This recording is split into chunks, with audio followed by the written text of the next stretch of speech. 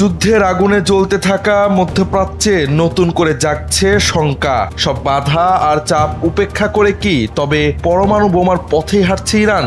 সাম্প্রতিক যুক্তরাষ্ট্র ইসরায়েলের যৌথ হামলার পর তেহরানের ভেতরে এই প্রশ্ন এখন আর গোপন নেই, বরং তা প্রকাশ্য বিতর্কে পরিণত হয়েছে। হামলার পর দেশের ক্ষমতার ভারসাম্যে এসেছে বড় পরিবর্তন। Islamic revolutionary guard corps IRGC আগের চেয়ে বেশি প্রভাবশালী হয়ে উঠেছে এবং কট্টরপন্থীরা পরমাণু নীতি পুনর্বিবেচনার দাবি জোরালো করছে।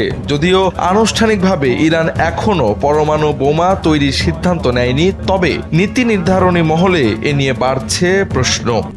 RICL TMX, যুগের পর যুগ স্থাপনা থাকে মজবুত।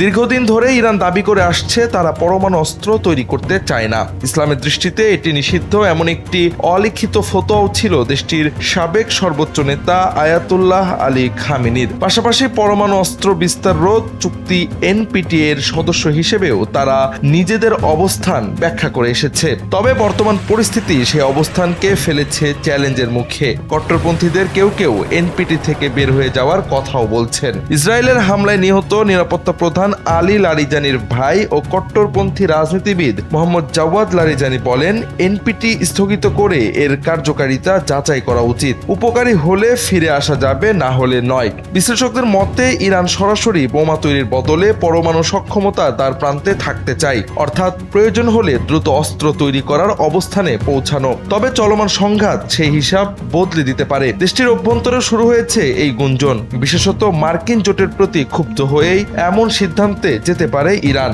যদি সত্যি এমন হয় তবে মধ্যপ্রাচ্যের বহু হিসাব নিকাশ পাল্টে যাবে বলছেন বিশ্লেষকরা।